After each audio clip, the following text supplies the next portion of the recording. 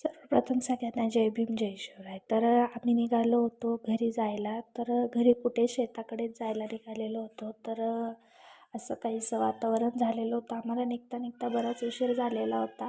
तर ही जी मला नाटकं बघायची होती, ही काय करते काय नाही म्हणून मी व्हिडिओ काढले. आणि रस्त्याने पण एवढं छान वातावरण होतं ना, तर कसं सगळ्यांनी सगळीकडं काही ना काही लावलेलं आहे, गहू वगैरे, तर ते एकदम छान दिसत होतं. हिरवंगार रान दिसत होतं. तर आम्ही वडजमध्ये पोचलो. हे वडज धरण आहे. तर कोण कोण माझे व्हिडिओ जुन्नरमधून पाहत असेल तर प्लीज कमेंट करा मला, की जेणेकरून मलाही समजेल की तुम्ही माझे व्हिडिओ जुन्नरमधून बघताय. आणि प्लीज मला सपोर्ट करा. आणि हे झाड मला एवढं आवडलं, मी तुम्हाला काय सांगू, मला इतकं छान वाटत होतं की असं सगळीकडं हिरवगारांमध्येच ते झाड होतं. खूप छान वाटत होतं खरंच. आणि घरी गेल्याच्यानंतर तिची पंजोबा जे आहे त्यांच्याशी तिचं असं काहीतरी खेळणं चालू होतं. तिला खूप आनंद होतो घरी गेल्याच्यानंतर. म्हणजे तिला असं होतं मी काय करू आणि काय नाही.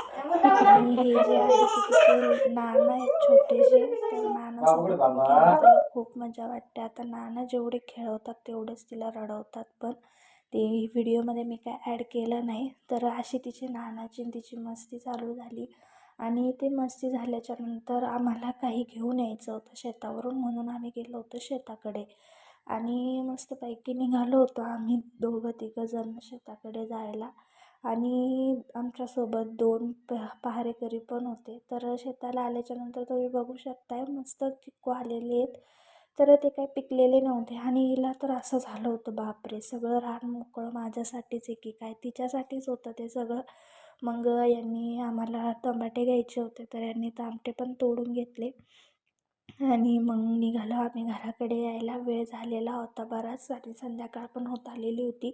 संध्याकाळ झाल्यावर रात्र खूपच लवकर होती, त्यामुळं आम्ही पटकन निघालो होतो. कारण रविवारचा दिवस म्हणजे बाजार पण करावा लागतो ना, काय नाही हो. आणि त्यात ह्या मॅडमची मस्ती काय संपत नाही. जिकडे पप्पा जातील तिकडेच तिला जायचं होतं. आणि चिंचा पण ना, आता माझ्या तिकडं सगळे म्हणतात का गाभोळ्या झाल्यात म्हणून.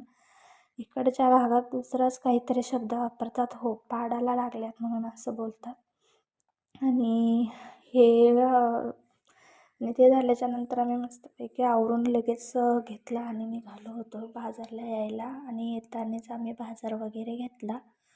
तर बाजार म्हणजे माझ्या नवऱ्याला भाजीपाला नाही, तर फक्त खाण्याच्या वस्तू दिसतात. तुम्ही बघू शकता, दुसरं काही नाही, फक्त खाण्याच्या वस्तू. व्हिडिओ आवडला असेल तर सबस्क्राईब करा. भेटूया पुढच्या ब्लॉगमध्ये. बाय.